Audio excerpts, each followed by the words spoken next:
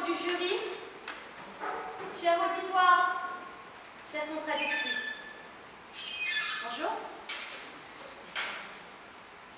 Un homme consacré peut-il être un sacré con? Au premier abord, je vois homme et je vois sacré. Non, veuillez m'excuser, je reprends, je ne saurais vous calomnier. À la vérité, je vois homme et je vois con. L'homme peut-il être un sacré con? Les larmes me montent aux yeux. La victoire m'apparaît peu à peu. Vous doutez-vous un instant du temps que je pourrais passer à vous expliquer à quel point certains hommes peuvent être imbéciles?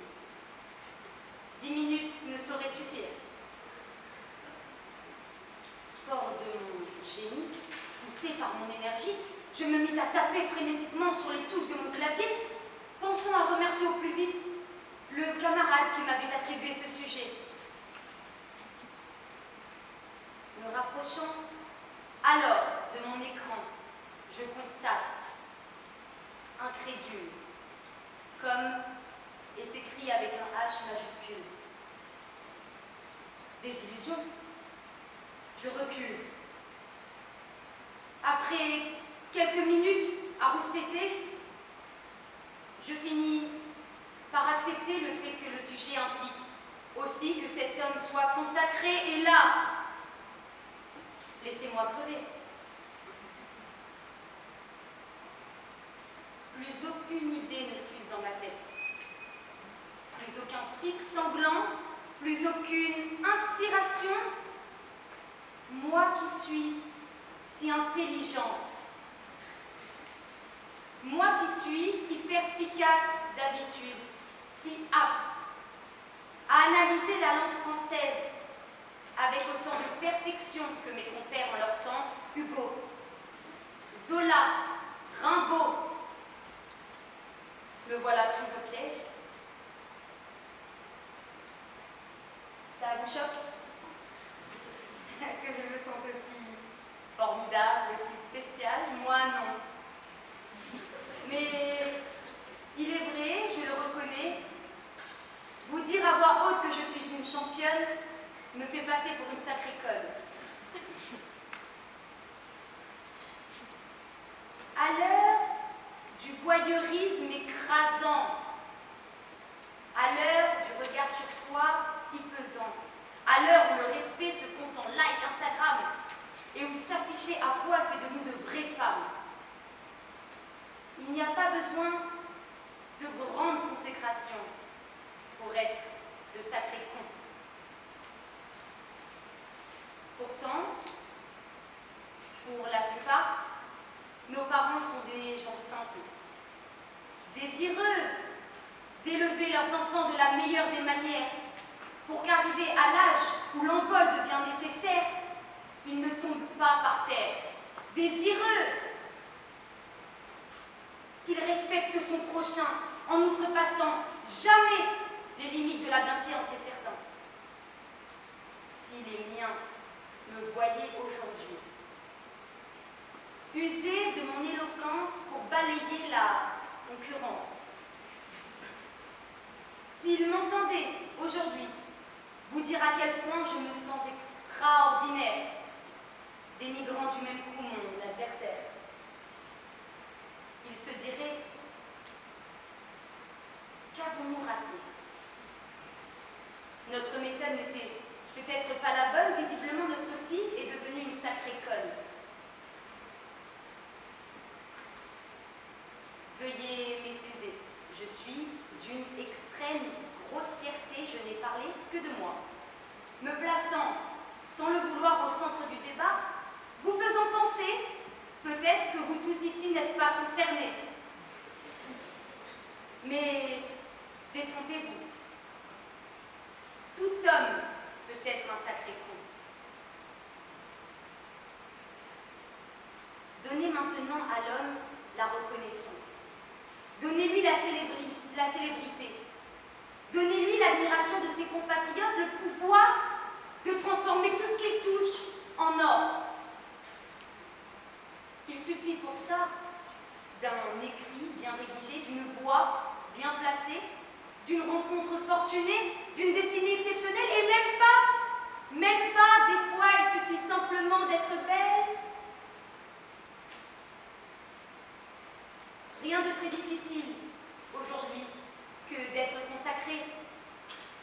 L'illusion même de la compétence donne matière à admirer. Nous sommes à l'ère où les vrais talents sont rarement reconnus. Nous sommes à l'ère où certaines personnes décident d'aduler un président friand de misogynie, adepte de la polygamie, car son compte bancaire est bien rempli. Très peu pour moi les illustrations m'as-tu vu mettant en avant des personnages politiques aux idées arriérées qui ne cessent pourtant d'être consacrés. Je ne citerai pas de nom. Inutile de leur accorder du crédit. Avec l'âge, vous savez, je m'adoucis. Mais la consécration n'a des fois aucune fondation, et à notre époque actuelle, elle peut même être accidentelle. Car oui, il est facile d'être consacré, et qui pourrait me contredire. Vous n'êtes pas riche, mais vous êtes aimé. Certains ne sont pas beaux, mais ils sont mariés. Vous n'êtes pas célèbre, mais vous êtes admiré. Par les gens qui nous entourent, nous sommes consacrés.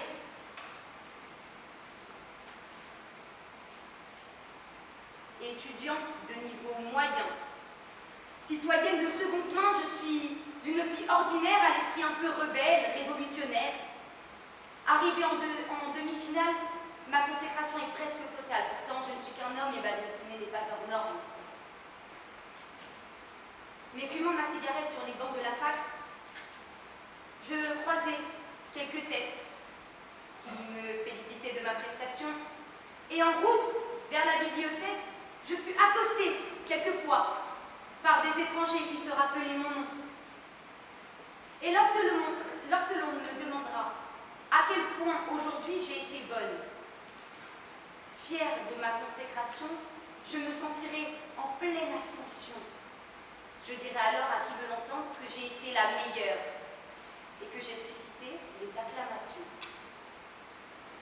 Mon attitude sera pompeuse, mon intonation sera prétentieuse, je serai tout simplement odieuse.